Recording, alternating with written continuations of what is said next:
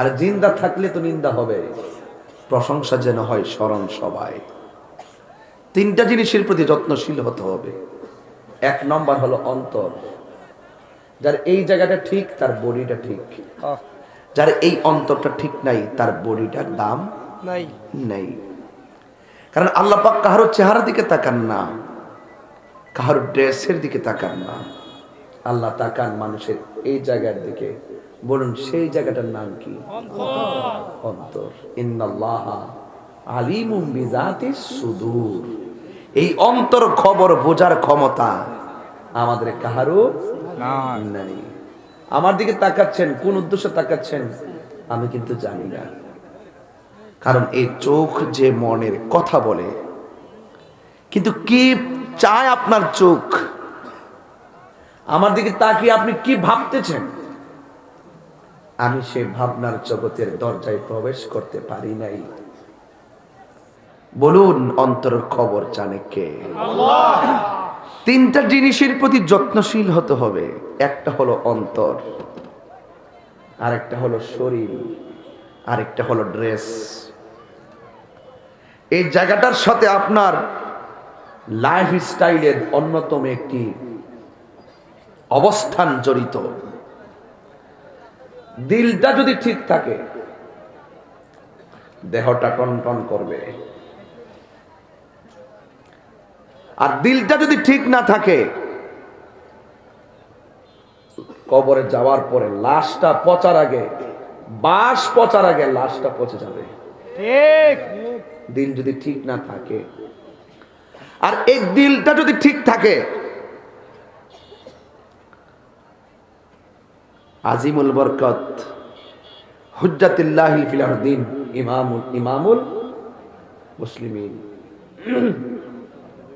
ইমামে আহমদ রাজা খান ফাজলে বেরলভী রহমতুল্লাহি আলাইহি, তার অন্তর এতই নবীর প্রতি সুপ্রসন্ন ছিল, তিনি বলেছিলেন সবার কবর যেমন তেমন, আমার কবরটা একটু গভীর ভাবে করে দিও।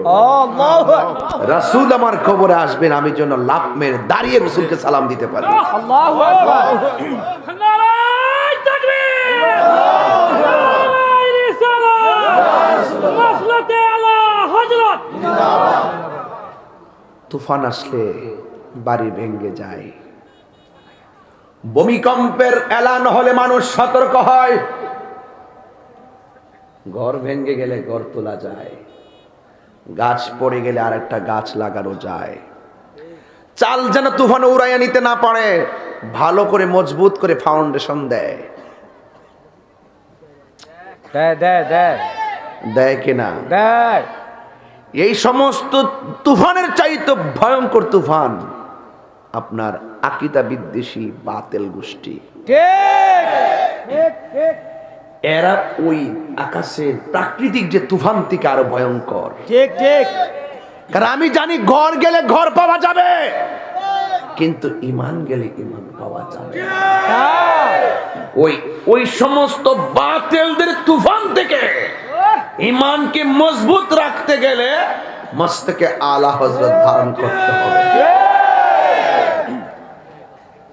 যার শিরোনামে আজকে মাহফিল হবে তাকে স্মরণ করব না, অবশ্যই এই নিমকখানা তো আমি করতে পারবো না। ঠিক আলহামদুলিল্লাহ কিনা বলেন? ঠিক ঠিক। ভাইরা আমার, ওই কথাটা বলছিলাম, জিন্দা থাকলে নিন্দা হবেই। এমন কাজ করে যান যেন স্মরণ সবাই প্রশংসা হয়। দিল ঠিক না থাকলে লাশ বাস পচার আগে লাশ পচে যাবে। আর দিল যদি ঠিক থাকে, অন্তর যদি ঠিক থাকে, দেখবেন কত শত বছর পরে নদীর ভাঙ্গে যায়, নদীর ভাঙ্গার পারে কিছু লাশ পাওয়া যায়, যেমন ছিল তেমনই পাওয়া যায়। আর এটার মধ্যে খেলাটা কি? এটার মধ্যে খেলা হলো ইশকে মুহাব্বত। কথা বলেন ঠিক না? এটার মধ্যে মুহাব্বত থাকতে হবে। ওই অন্তরের যে বারান্দা, অন্তর নামক যে সিংহাসন, সেই জায়গায় মোস্তফাকে জায়গা করে দিতে হবে। ঠিক ঠিক। এই লাশ কবরে গেলে মাটি দেহের মাঝে স্পর্শ করা আমার আল্লাহ হারাম করে দিয়েছে। আল্লাহু আকবার, আল্লাহু আকবার। আরে নিয়াজ মোহাম্মদ চৌধুরী তো আল্লাহর বান্দা, আমি আল্লাহর বান্দা, আরেকজন আল্লাহর বান্দা। কিন্তু বাবা শাহজালাল আল্লাহর বন্ধু। What is the difference between twice person? এই দুইজনের মধ্যে পার্থক্য কি? আমার লাশ কবরে গেলে পচে যাবে, 150 বছরের মাঝে আমার নাম মুছে যাবে, 750 বছরের পর বাবা শাহজালালের পতাকা কেন উড়ে? আল্লাহু আকবার। ইমামে আহমদ রাজা খা ফাজিল বেরলভীকে নিয়ে পিএইচডি হয়, ইউনিভার্সিটিতে গবেষণা হয়, কি আছে তার মাঝে? তার মাঝে তো মোস্তফার মহব্বত। তিনি দার্শনিক, তিনি কবি, তিনি বৈজ্ঞানিক, তিনি আশিকে রাসূল। আল্লাহু আকবার। এই জন্য তাকে নিয়ে গবেষণা হয়। আর কিছু মূর্খ আছে দেশে, যার সীমানা যতটুকু। ব্যাং চিনেন? ব্যাং চিনেন? কুয়ার মাঝে ব্যাং পড়লে এই কুয়ার চতুর্পাশকে ব্যাংটার জন্য পৃথিবী মনে হয়। ঠিক ঠিক। যাদের এলেম নাই, নলেজ নাই, তারা আলা হযরতকে বুঝবে কি? তারা মনে করবে তাদের মতোই একজন মানুষ। ঠিক। যারা প্রকৃতপক্ষে আলেম, কিছু নামদারি আলেম নামের জালেম আছে, ঠিক। আলা হযরতের নাম শুনলে জলে জলে জ্বলে ওঠে। ঠিক।